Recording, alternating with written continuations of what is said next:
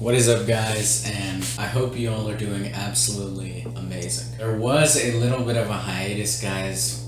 Even the anxious self-help guru has got to go to online school. So I've been getting a bunch of work done, getting a bunch of stuff out of the way. But what I want to get into this video is people pleasing and approval seeking. Why do these things matter? How are they related? Where do they even come from? And how do we overcome? First of all, I want to say congratulations to all my people pleasers out there, because people pleasing is one of the hardest things you're ever gonna try to do, and it's also impossible. You can't please everyone. So if you haven't received that level of success, I'm sorry, that's normal. Sometimes you're just not gonna fit into people's jigsaw puzzle or the version of reality and themselves that they have in their head. It's not possible. But I see too many videos talk about people pleasers as people who love to be trampled on, people who love to say yes to everything and never have enough time for themselves. I completely disagree. I think that people pleasers are survivors. When you're in a situation where approval means life and disapproval means death, your brain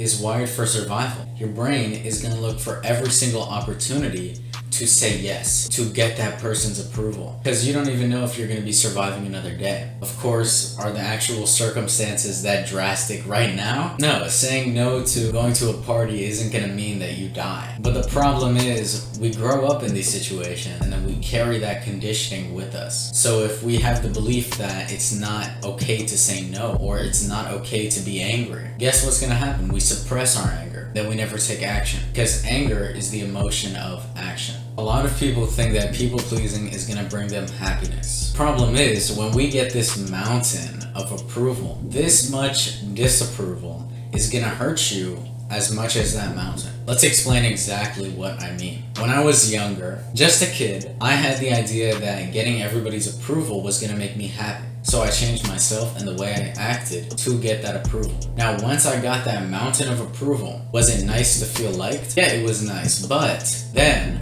one person did not like me. That tiny bit of disapproval made this mountain of approval turn back at me and hurt me. I was so shocked because I had gotten so used to people liking me. My ego was very, very inflated, so my entire reality crushed. And this is really the emotional aspect. Those people that are always fishing for compliments and saying, you know, I'm so great, tell me that I'm so great. That's approval. And that's external validation. In the end, it doesn't get us anywhere. Even if you had, Jeff Bezos' approval right now, what is it gonna do for you?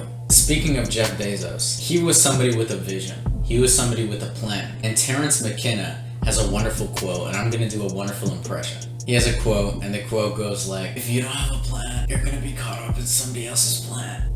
Which sounds exactly like him, I know, it's perfect impression. But he was absolutely right. Jeff Bezos is a prime example. And I know that you guys have been hearing a lot about him, but don't worry, because he's hearing a lot from you as well, if you haven't relaxed. Jeff Bezos had a plan, he had a vision, and he executed it. So his 800,000 workers, some of them working under, debatable conditions, became part of that plan. If you don't have a clear vision with what you want for your life, what you are going to tolerate in a relationship, in a friendship, you're always going to be bombarded. You need to set boundaries. Most people don't even know how to set boundaries because they don't even know what they like and what they don't like. This is because in survival, your brain has no time to be like, I don't like this person, so I like that though, let me move towards that. No, you're focused on surviving another day. And so what this means is that we need to take the time to get to know ourselves better.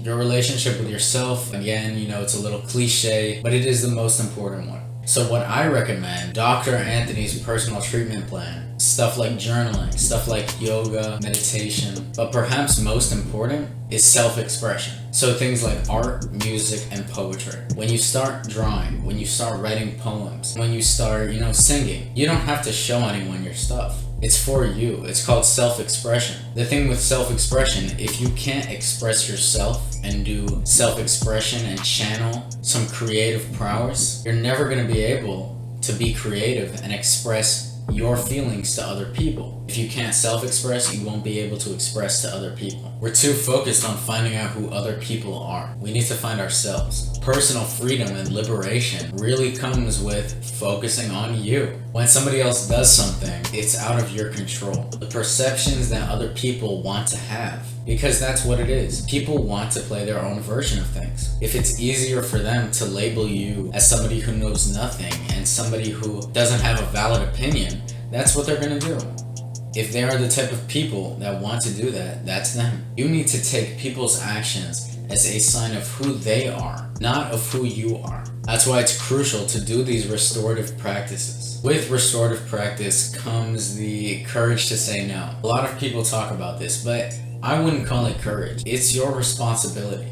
Think about it this way. Saying yes when you don't want to is actually doing a disservice to humankind. What kind of contributions could you have made to further the evolution of mankind if you had not wasted energy, wasted time on people and things and places that you really didn't even like? If somebody asks you, do you want to come to the football game tonight, and you're feeling low energy, sure, maybe you want to get out and make an effort to be part of the community. However, if that's happening on a very, very regular basis, it's not good. Your voice matters as much as any other person. It's a very, very simple realization. It's not a hard concept. When you realize this, it is your duty to honestly and authentically say no. And don't hype yourself up. It's a duty. It doesn't matter if you feel afraid. It doesn't matter if you feel scared, because what those feelings signal is growth. If you feel afraid when you're gonna stand up, that's great. In fact, I prefer to feel afraid because that means I'm going to grow. That means that this is something going to enhance my character. Saying no is a character builder. Jim Carrey may have been able to say yes in that movie a few years ago, but you don't have to be that way. That is just a societal expectation. The people who make those oftentimes are out of touch with themselves and with the greater public.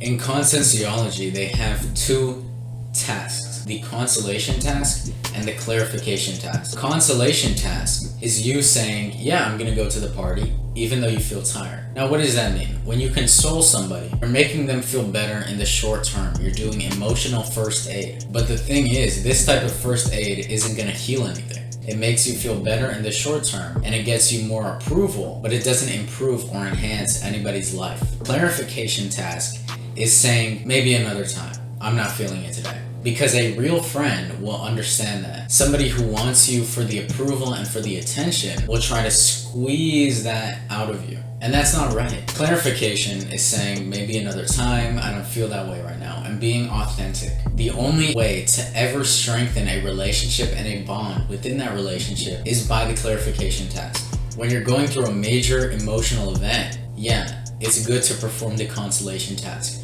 But after that, it's time to improve. It's time to clarify what I need to do and how I need to move forward. With people pleasing, you don't learn anything about anybody else or yourself. It's a manipulation tactic. The other person is saying, if you do this, I'm gonna like you. And you're saying, I do this, so you must like me. That leaves no room for genuine connection because neither people know who the other one is. Of course, if somebody's taking advantage of you, that should be a pretty good sign of who the other person is. But in the end, if you want authentic, genuine connection and want to further mankind as a species, you've got to do the clarification task. It's your duty and responsibility. Embrace that fear. Do restorative practices. Get to know yourself and what you are going to tolerate. Get to know what you like and what you don't like. Finally, give yourself some room to breathe. All of us were meant to take up so much space in this world, but constantly we squeeze ourselves into these little boxes. Oh, I can't do this. I'm not that type of person. If I said that I was not this type of person to start a YouTube channel, I would have never been able to bring value to the people who watch my videos. I would have never been able to make these and have fun while making these and enjoy editing these and posting these. All because I would have put myself in that little box. So remember two things. First of all, who pays your bills? Who pays your bills? Is it the people that you go to parties with? Is it the people that constantly ask for more and more out of you? Or is it your family, the people who would really matter? And by the way, who does your laundry? Because if they don't do your laundry, there's no reason to fold. There's no reason to fold yourself and succumb. Lastly, they do not make bunk beds in caskets. Everybody dies, everybody passes away alone. You lay down at night and you have to be content with what you have done. It's your life. You see out of your own two eyes, out of your own consciousness, not anybody else's. That is the way it was meant to be. Saying no is nature. Saying no by design conserves energy and helps you and the other person. It's a win-win situation. There are times when you're gonna have to say yes and times when you're gonna have to say no. But with the clarification task, you are going to know. Thank you all for watching, and as always, have a wonderful one.